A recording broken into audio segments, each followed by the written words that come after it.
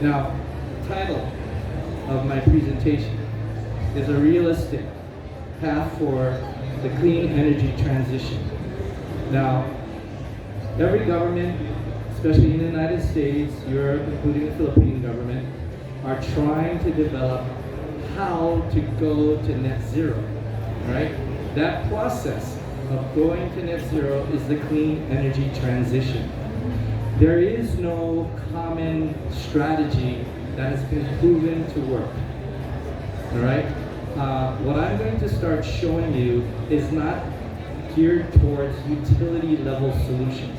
So you can walk around the show, you can attend a lot of sessions. A lot of what they're talking about is at the utility level.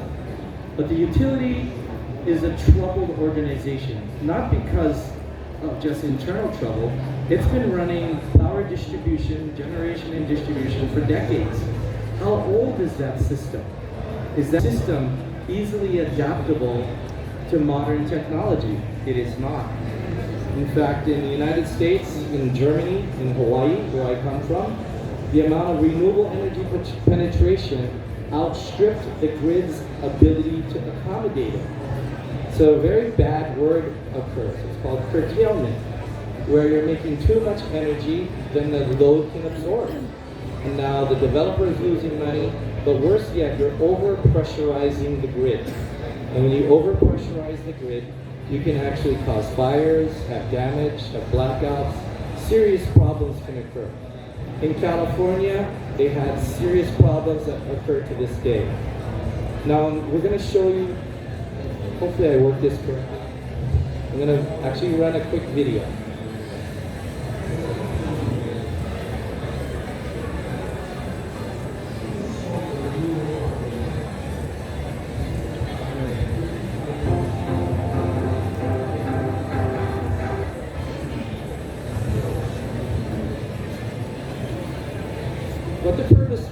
What you're about to see is a real-world example of a fairly new office building in Arizona going to net zero. You ready? Okay, go ahead.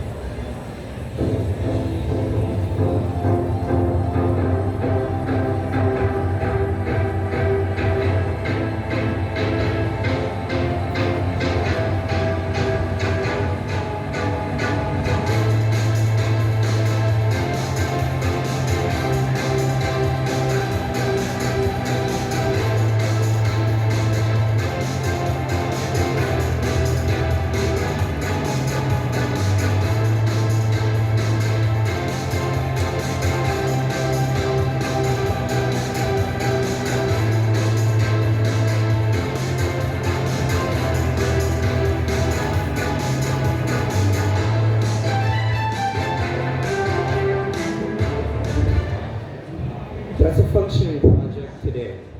That's what we do in the US right now. We reduce the load first, and once we reduce the load, what remains to be done can be PV battery. That particular example is an office that's open every day, all day long, where it gets really hot. This is Arizona. It gets to 120 degrees Fahrenheit, almost 50 degrees C, with very dry air. What we've done there is we put SunTrack solar thermal panels on 5-ton 2-stage air conditioners. Those 2-ton air conditioners have a 40-60 split. So stage 1 is 60%, stage 2 is 40% to achieve the cooling target of the building. That facility, we put the SunTrack on first, and that means that that building never goes past 40, goes over 60%. It runs only in stage 1, stage 2 compressing never occurs. As a result, the owner could cover the rest of the roof with PV. In fact, you could see a lot of white space up there, and essentially zero out his electric bill. All right? There are no batteries on that project. All right? So the PV system is a very basic, simple system with inverters feeding back to the grid. And then there's those 5-ton units. A solar thermal panel, a SunTrack solar thermal panel is 32 square feet. It's the equivalent of 618 square feet of photovoltaics. The other thing about SunTrack is it works 24 hours a day. This is a proven technology. Carrier Corporation, the second largest air conditioning company in the world, co-markets SunTrack with us. We do not void the warranty on their brand new VRF, which is largely what's installed across the Philippines, and we also put it on commercial splits and air-cooled chillers, as well as DX, RTU, ductless mini splits. So, attacking the load, and in the Philippines and Southeast Asia, the largest load by far is cooling. The second load is refrigeration. Refrigeration is food security. Refrigeration is expensive. SunTrack is the only product that reduces both air conditioning amp draw as well as refrigeration. I'm going to go to the next slide, and it's going to be a little bit of a curveball. It's actually literally the duck curve. So I have two slides of the duck curve. I'm sure the utility guys here know what the duck curve is. The duck curve is what happens in the morning. You have power, all these loads coming online, and then you have solar coming online, you have wind online. Maybe the wind was working through the night, but your main daytime source of energy in a lot of places, in Hawaii and California and Germany, is photovoltaics. In fact, we make so much power from photovoltaics that we have entire segments of the grid below the substation where no power is delivered from generators. Well, when you have a situation where no power is coming through the substation from spinning copper, from diesel or coal or LNG, that means that the PV that's below the substation or the wind that's below the substation is providing all the power you need. It also means you're making more power than is needed. That power is wasted. That's one of the reasons why they think, okay, let's put batteries in. Let's absorb all that excess power during the day and discharge it during the night. Makes beautiful sense. Except that the cost to do that and the strategy to do that at the substation level largely does not exist. Most battery energy storage, big utility plants are above the substation. So that's great upstream of the substation, but where the rubber meets the road is below the substation. I have a bunch of partners from Israel who are actually working on a substation energy storage solution now. And they're looking to do arbitrage and that's a very complicated formula. It's not something you just pull out of the air. It requires detailed research of what the load characteristics are below the substation in 15-second slices, so that you can actually put a battery in there that's going to handle that. That's not a cheap or easy exercise, and I'm waiting to see whether the math is going to work. But back to the duck curve. The duck curve is a huge headache for the utility. The utility has a grid of varying age. Most of it, maybe 90% of it, is not intelligent. It's not this mythical smart grid. And what happens is you overpressurize the grid, and in California, you have arc flashes. It's like lightning coming from the wiring, the overhead wires to the ground, which causes incredible wildfires in California summers. So if you were to look at Google or YouTube, summers in California, you'll find out that they turn off power plants. They literally shut them down when they realize there's going to be overpressurization of the grid resulting in fires. It got so bad that Pacific Gas and Electric had to file for bankruptcy because they were sued for all the wildfire damage that resulted from arc flashes from their equipment to ground. Hopefully that doesn't happen here in the Philippines. In Hawaii at 1 in the afternoon, I can go to almost any substation, and I'm sitting there drinking Coca-Cola or something, and I'm watching arc flashes come from the transformers to ground. Why? Because all the downstream PV from that substation, that power's got to go somewhere. It's not being soaked up by the load, so it's going to ground. It's pretty exciting stuff, watching this blue plasma flame shoot to ground. That also means you're losing money, and there's invisible damage occurring at that substation. Okay, I'm running out of time, so I'll move as quickly as I can. All right, I've been doing PV and batteries since 1999. Prior to that, my company's name is called NIDON Clean Energy, but it's a DBA for NIDON Computer Corporation. I'm an IBM Tier 1 data center specialist. I built the Hawaiian Airlines data center. I built the American Savings Bank data center. With that, I was doing batteries and UPS for decades. In 1999, after building the Hawaiian Air data center, I decided to check this PV battery thing out. I came to the conclusion that I didn't want to focus on PV. I couldn't trust it. It doesn't give sustained power 10, 15, 20 years. What was interesting to me was the energy storage and the power electronics. So what you see up here, on this side, is a zinc bromine flow battery. Anybody tries to sell you a zinc bromine flow battery, run screaming in the opposite direction. They don't bloody work, and they're expensive. Somebody tries to sell you a vanadium redox battery, run screaming in the opposite direction. Same thing. There might be some guys out here that are going to want to pick a fight with me afterwards, but I have real world experience with vanadium and zinc bromine. The other one is a lithium iron phosphate battery originally made by Sony. That works like a charm. It's expensive, but it has very low fade. In fact, that same report that Colin put up earlier, the Australian test site, they tested the Fortelion Sony battery, which is this is based on, and of all the lithium batteries, that had the lowest amount of fade during the entire time. I've been deploying these batteries in Hawaii. So in this example, I showed you earlier a commercial property that went to net zero. This is a house. Now, you see photovoltaics here. Back in the corner above the photovoltaics, a little to the left, you see that little panel? That's a solar thermal panel. Right up there.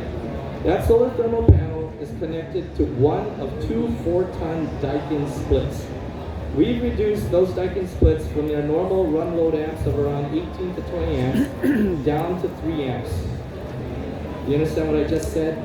So those two 4-ton units on this house should be pulling just south of 40 amps per hour.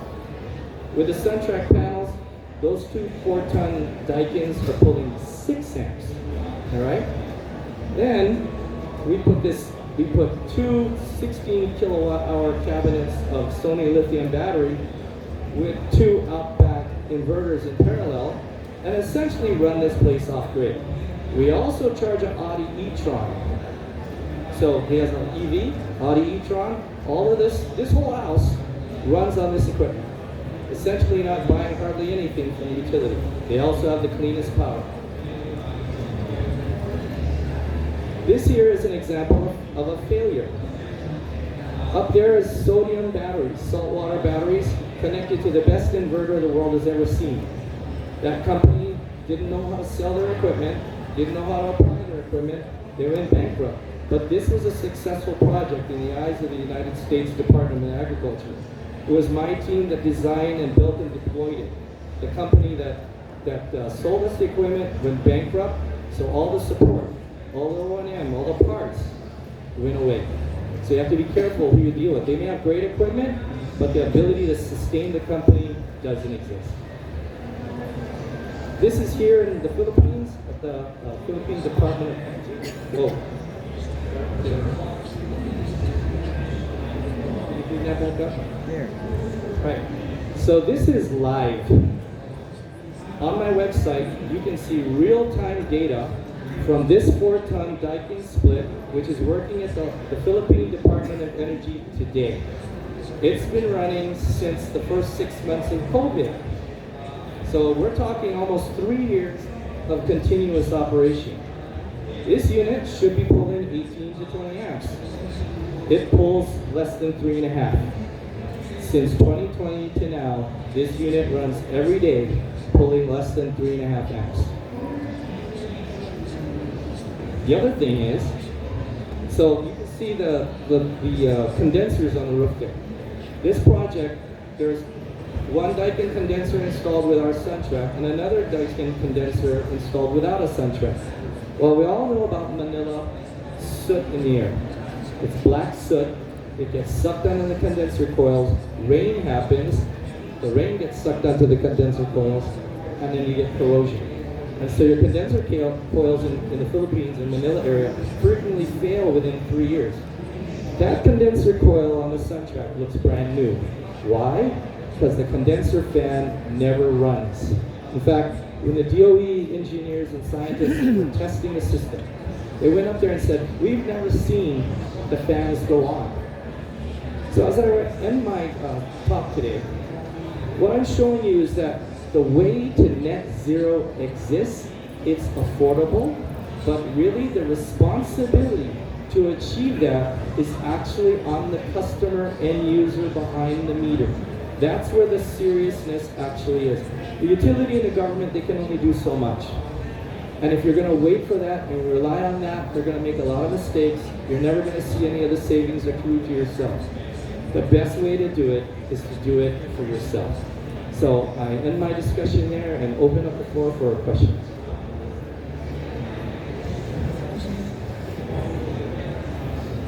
Any questions? Can we raise your hand if you have any questions?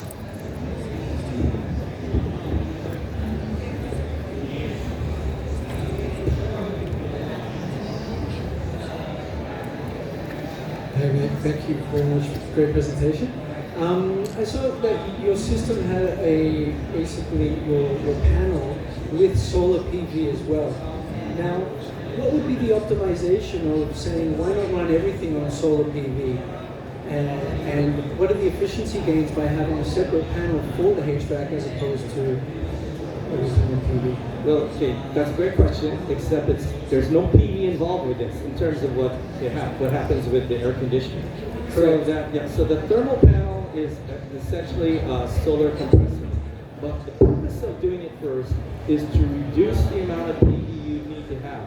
Now, if you have a SunTrack panel that can do up to 7.5 tons of air conditioning is equal to 32 square feet. So it's a very small footprint, whereas a comparable amount of PV to do the same work would be 618 square feet. In the Philippines, I don't think there's a lot of roof space to address air conditioning. So all the PV that's going on is addressing things like lights, maybe some appliances and things like that. But once you turn on a VRF, a chiller, or a large multi-ton split, we're talking three-phase power, right? Three-phase power pulling. So like we did a 30-ton carrier chiller, which pulls 62 run load amps. Well, you would need a lot of roof space to address that only when it's sunny. Whereas SunTrack, that 30-ton, we put 4 SunTracks on. So instead of a couple thousand square feet of PV for which they had no space, we had 4 SunTrack panels, and we knocked that unit down from 63 run load amps down to 18. And that's a 3-phase, 483 phase system. It's been running at Honolulu Harbor since 2018. So we're actually into year 5. And that unit's coils, which is next to the ocean, are pristine, brand new. Why? Because we're not sucking salt air over the coils, which causes corrosion. Thank you. Next question, please.